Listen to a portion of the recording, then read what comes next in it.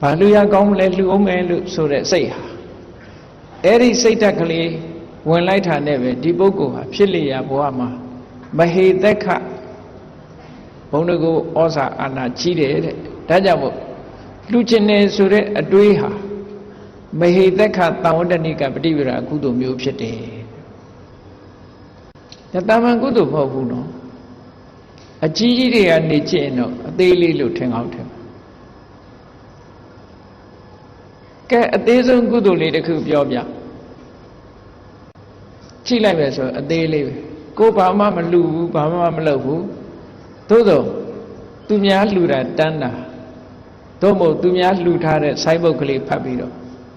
ဝန္တာအာရတော်လိုက်ကြတာသာဓုသာဓုသာဓုပါလို့ဟော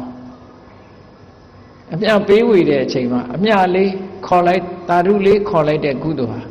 ဘာဆိုင်ရလို့လဲသာဓုခေါ်လိုက်တာပဲရှိတာပဲလေအဲ့ဒီကုသိုလ်ကလည်းအကျိုးပေးတယ်လို့အဲ့ဒီကုသိုလ်ကတချို့ကထင်ကောင်းထင်မယ်သာဓုခေါ်လို့အကျိုးပေးရင်တို့နေတိုင်းသာဓုတွေခေါ်နေတာဒီသာဓုကတခါတလေအိတ်ချင်တန်နဲ့ခေါ်တဲ့သာဓုရှိသေးတယ်ဝန္တာအာရကုသိုလ်စိတ်ဖြစ်အောင်လုပ်ပြီးခေါ်တဲ့သာဓုမျိုးဖြစ်ဖို့လိုတယ်နော်သာဓုဆိုတာလဲသွားပြီးတော့အထင်မသေးလေးနဲ့950ထဲမှာပါတဲ့သင်္ခဇတ်ဆိုတာရှိတယ်ဘုရားလောင်းကအဲ့ဒီတော့ကသင်္ခဆိုတဲ့ပုံနာတစ်ယောက်ဖြစ်တယ်လမ်းခရီးသွားတဲ့အခါမှာပိစိကဗုဒ္ဓတဆူကိုတွေ့လို့နေဘူးထဲမှာဖဏတ်မပါဘဲနဲ့ရှောက်နေတာကိုတွေ့လို့သူစီးလာတဲ့ဖဏတ်ကိုကြာကြာနာနာဆေးကြောအဝတ်တွေပါတွေနဲ့ပုတ်ပြီးတော့တန်တန်ရှင်းရှင်းလုပ်ပြီးတော့ပိစိကဗုဒ္ဓခြေထောက်ကိုဆွတ်ပေးလိုက်တယ်လှူလိုက်တယ်ဒီဖဏတ်ကလေးစီးပြီးတော့သွားပါဗျာအဲ့ဒီဖဏတ်လှူပြီးတော့သင်္ဘောတက်တာသင်္ဘောကကမ်းကခွာ9 ရက်လောက်ကြာတဲ့အခါပင်လယ်ထဲမှာမုန်တိုင်းမိတော့သင်္ဘောပြက်တယ်သူ့နောက်ကတပည့်တစ်ယောက်ပါတယ်ဆရာတပည့်2ယောက်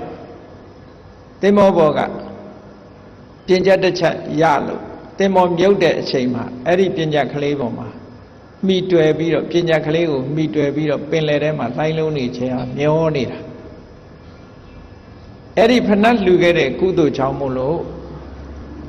မြစ်ဆောင်နဲ့ပင်လယ်ဆောင်နတ်သမီးကလာခဲ့တယ်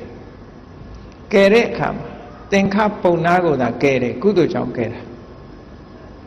အဲ့ဒါလို့ကယ်တဲ့အခါမှာသူ့နောက်ကနေအတူပါလာတဲ့လူကိုလှဲ့တောင်မချဘူးကယ်ပါလို့ပြောလဲမကယ်ဘူး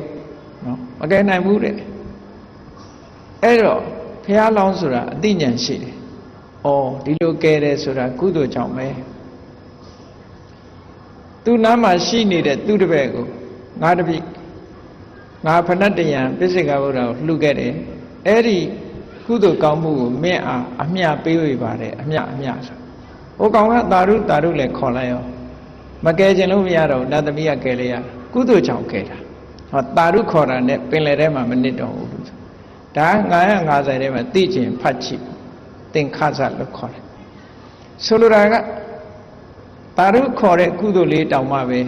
ဒီလိုအကျိုးကျေးဇူးတွေရနိုင်သေးတယ်လို့